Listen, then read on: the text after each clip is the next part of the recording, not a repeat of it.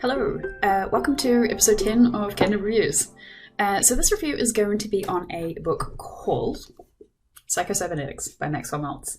This book was recommended to me by a very good friend and I thoroughly enjoyed it, so hence the reason why I'm doing a review on it. Now I know right now you're probably thinking, what the hell is Psycho-Cybernetics? And it is a fair question, so let me explain. Psycho-Cybernetics explains how thinking of your mind as a machine can improve self-image and dramatically increase your ability to feel successful and happy. So basically what that means is that you can program your mind to achieve success and happiness in the same way that you would program a machine to achieve certain goals.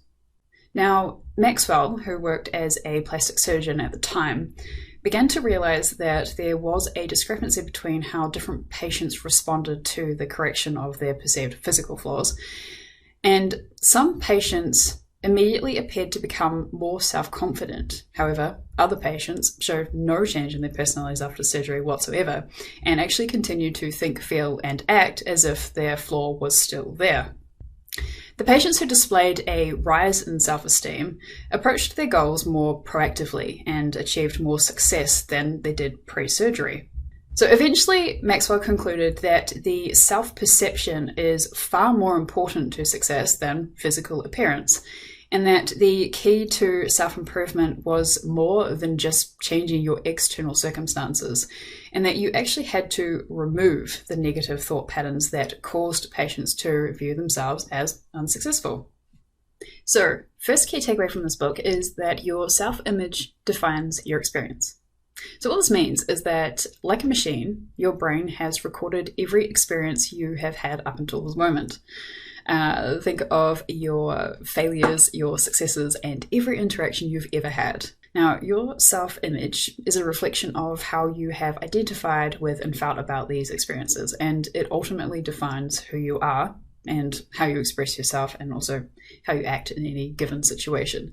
So in his book, Maxwell argues that your self-image is not real, and it is simply just a construct of thoughts that you chose to think about past experiences.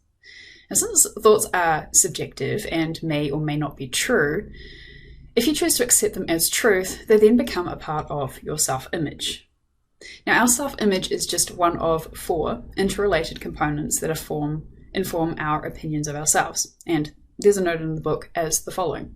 So the first one is self-image, and this is how you see yourself. The second one is your ideal self. This is how you want to be seen by others. The third one is your real self. So this is the feedback that you receive from others that shows you who you really are. And the fourth one is the looking glass self. So this is how you perceive the way others perceive you and compare it to the way you see yourself. Complicated, right? Now what this means is that you are more likely to have a healthy sense of self-esteem if your beliefs in each of these 4 components align with and complement each other. Okay, the second key takeaway is that your self-image impacts your behavior. So when it comes to achieving goals, humans rely on their self-image to interpret the feedback that they receive from their environment. Now, Maxwell argues that your self-image is continually confirmed by what he calls feedback loops, and they reinforce learned behavior and programming. Now, where machines process feedback to achieve a goal, they store the successful feedback and discard the negative feedback. But humans, on the other hand, use their self-image to decide whether to release this negative feedback to achieve a goal, or to remember and reinforce this negative feedback, which prevents success. Now, here's an example of what this looked like for me. So I work as a project manager, and the main purpose of a project manager is to effectively communicate specific information to relevant members of the project team. Earlier on in my career, I received feedback that I didn't communicate enough, and also the way that I communicated wasn't as clear as it needed to be. Now, of course, I worked on this because I had to and it was my job. But the story that I told myself, which then became a part of my self-image, was that I don't communicate clearly and that what I'm saying doesn't make any sense.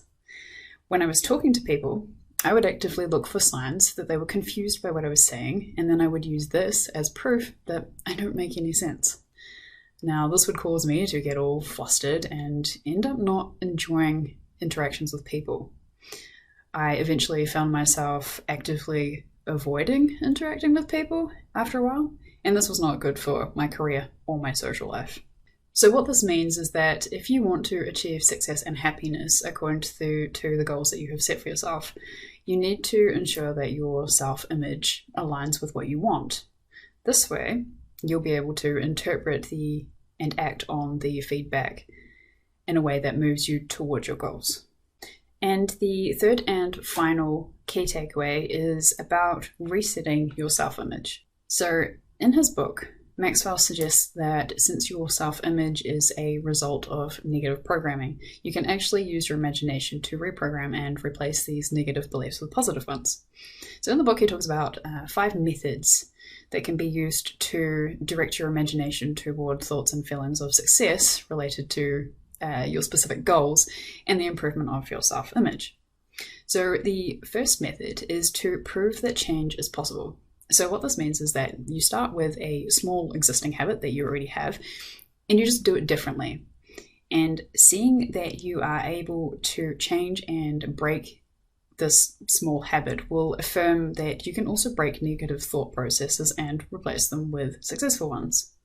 The second method is to relax your way to success. I know that sounds a little bit weird, but practicing physical relaxation will allow you to consciously control your imagination and subsequently your self-image.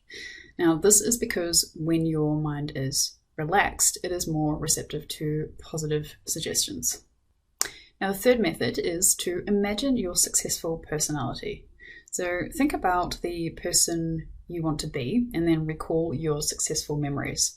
So each time that you recall successful feelings, your subconscious will record them and then imprint them into your self-image.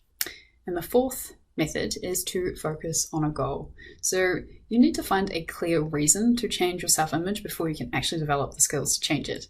And this reason will serve as your motivation to achieve your goal. And the fifth and final method is to choose happiness. Now, this is because success and well-being come from cultivating the habit of happiness in your life. To conclude this review, Psycho-Cybernetics explains the cybernetic theory, which is how your mind works like a machine, and that you can develop and change through your thoughts and beliefs. So what this highlighted for me is just how much the stories that we tell ourselves actually impact our lives and how they have the power to either motivate or hold us back if left unconscious and unchanged. One piece of criticism that I want to note was that despite covering a number of interesting concepts in the book, I did also find it to be quite repetitive and a little disorganized.